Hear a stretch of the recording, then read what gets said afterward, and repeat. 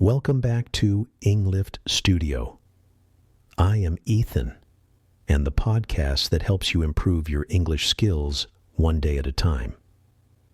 I'm your host, and if you're new here, welcome to our community of learners from all around the world.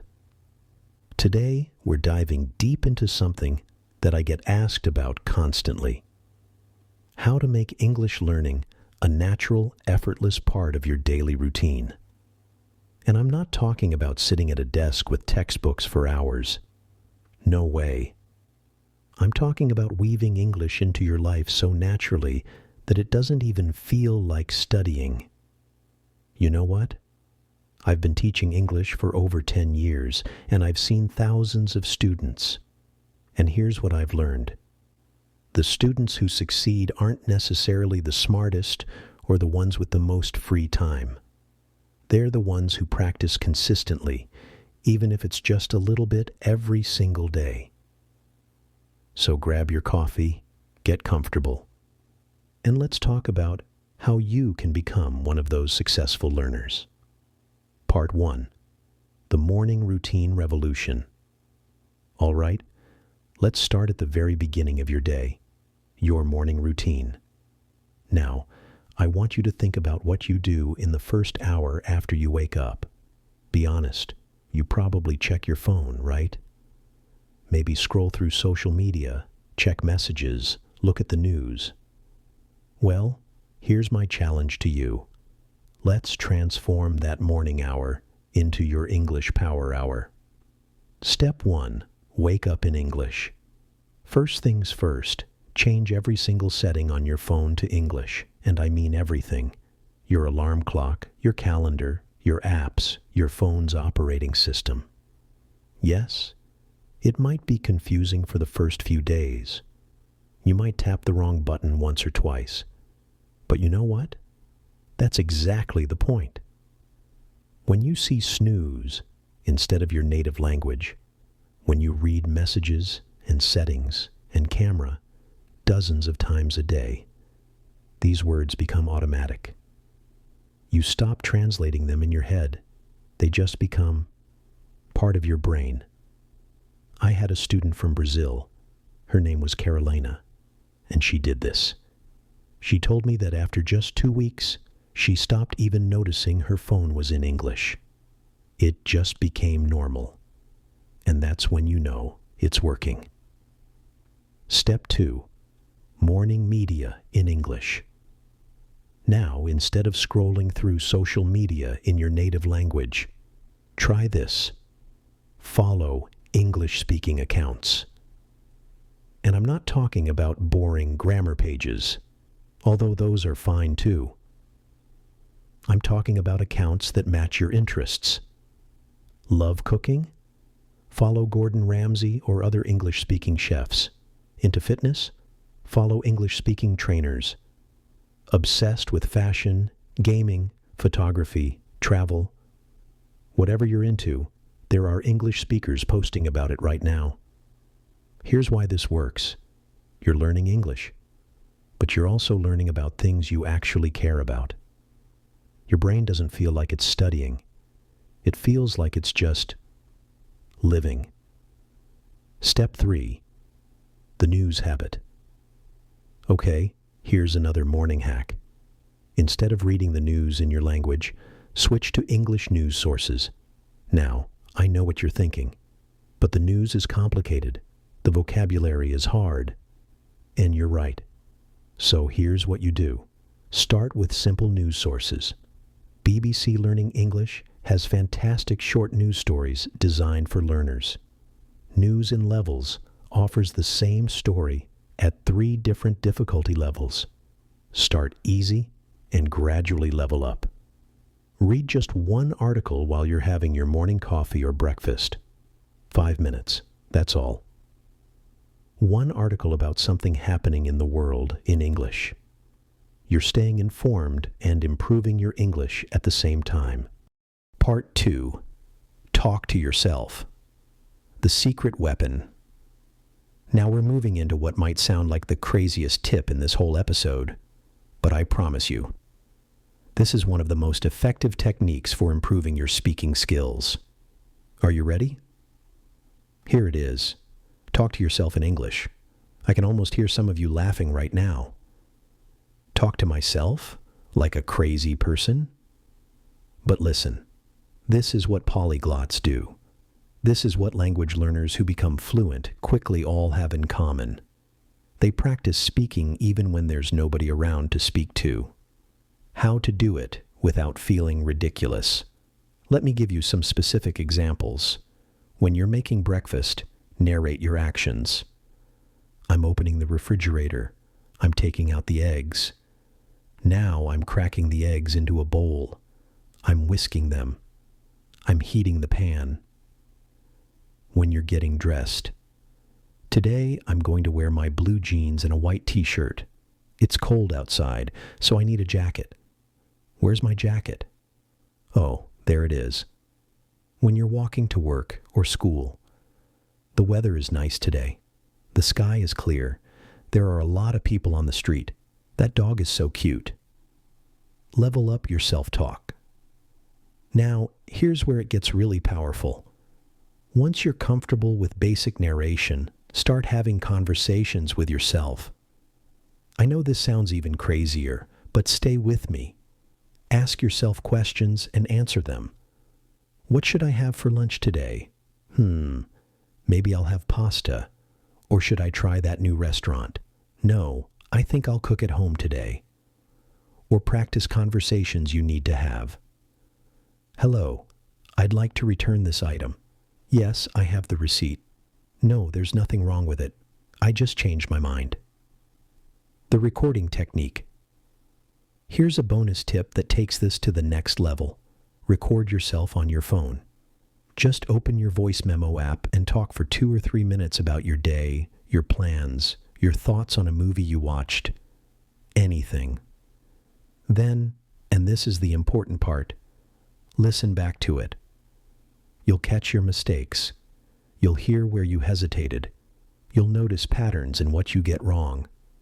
And that self-awareness is gold for improvement. One of my students, Ahmed from Egypt, started doing this every single day during his commute. He'd record himself talking about random topics for 5 minutes. After 3 months, he said his speaking confidence had completely transformed. He stopped being afraid of making mistakes because he was catching and correcting them on his own. Part 3. Using your dead time. Wisely, let's talk about time for a second. I know you're busy. Everyone is busy. We've got work, family, responsibilities, and honestly, sometimes we're just tired and want to relax. But here's the thing. We all have what I call dead time in our day. These are moments when our body is doing something, but our brain is just waiting. Think about it. Waiting for the bus, sitting on the train, standing in line at the grocery store, waiting for an appointment, folding laundry, doing dishes, going for a walk, driving to work. These moments add up. If you have just 15 minutes of dead time 3 times a day, that's 45 minutes. Over a week, that's more than 5 hours. Imagine what you could learn with 5 extra hours of English practice every week. Podcasts, your new best friend. First up, podcasts. And I'm not just saying that because you're listening to one right now. Podcasts are absolutely perfect for dead time because you can listen while doing almost anything. Start with podcasts designed for learners. English Learning for Curious Minds is excellent. All Ears English is great for American English. The English We Speak by BBC is perfect for short daily lessons. But here's the secret. Once you reach an intermediate level, don't just listen to learning podcasts. Listen to regular English podcasts about topics you love. True crime. There are hundreds of true crime podcasts in English. Comedy, science, history, business, sports, whatever you're into, there's a podcast for it. Audiobooks, stories that teach. Audiobooks are another fantastic option. Start with books you've already read in your native language, maybe Harry Potter, or a book you loved as a kid. Since you already know the story, you can focus on understanding the English without getting lost in the plot. Or try graded readers. These are books written specifically for English learners, with controlled vocabulary for each level. They're actually interesting stories, not boring textbooks. Music with a purpose. Let's talk about music. You probably already listened to some English songs, right? But are you learning from them, or just enjoying the melody? Here's how to make music a learning tool. Choose a song you like. Look up the lyrics online. Read them while listening. Look up words you don't know. Then sing along. Seriously, singing helps so much with pronunciation and rhythm. It trains your mouth to make English sounds naturally. Plus, songs teach you conversational expressions that textbooks never cover. One more tip: make playlists for different moods or situations. One for energetic mornings, one for relaxing evenings, one for workouts. Label them in English. Name them things like morning motivation or chill evening vibes. You're using English even in these small ways. Part 4. The entertainment method. Now we're getting to the fun part. Using entertainment to learn English. This is where learning doesn't feel like work at all. It just feels like relaxing after a long day. The TV show strategy. Let's talk about TV shows and movies. This is probably the most enjoyable way to improve your English, but you have to be strategic about it. Here's my 3-stage method. Stage 1. Watch with subtitles in your native language. This helps you understand the plot and get familiar with the characters and context. Stage 2. Rewatch the same episode or movie with English subtitles. Now you can see how the English words match what you're hearing. You'll start noticing phrases and expressions. You'll see how native speakers really talk, with contractions, slang, and casual grammar. Stage 3. Watch without any subtitles. This is the challenge level. You'll be surprised how much you understand after going through stages 1 and 2. Choosing the right content. Not all shows are created equal for language learning. Here's what I recommend. Start with sitcoms, shows like Friends, The Office, Brooklyn Nine-Nine, or Modern Family. Why? The episodes are short, the language is conversational, and there's lots of repetition. Plus, humor helps you remember things. Avoid complex dramas at first. Shows with lots of technical jargon, historical language, or heavy accents can be frustrating when you're still building your skills. Reality TV can actually be great because the language is very natural and contemporary. Cooking shows, home improvement shows, competition shows, these often use clear, practical English. The rewatch revolution. Here's something most learners don't do, but should. Rewatch episodes multiple times. I know it might sound boring, but here's why it works. The first time you watch, you're focused on the plot.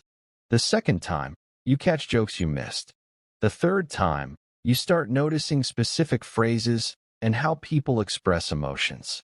The fourth time, you're practically speaking along with the characters. I had a student from Japan, Yuki, who watched the entire series of Friends 4 times through. By the end, she said she understood about 90% without subtitles, and her conversational English had improved dramatically.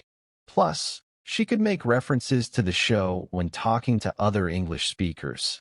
That's cultural knowledge. Part 5. Staying motivated. Let's talk about something real for a moment. Learning a language is hard. There are going to be days when you don't want to practice. Days when you feel like you're not improving. Days when you make the same mistake for the 100th time and just want to give up. I want you to know, that's completely normal. Every successful language learner has felt exactly what you're feeling. Track your progress. Keep a learning journal where you track not just what you study, but also your wins. Did you understand a movie scene without subtitles? Write it down. Did you have a conversation in English? Write it down. Did you learn a new word and use it correctly? Write it down. When you're feeling discouraged, read through your progress journal. You'll see how far you've actually come. Celebrate small wins.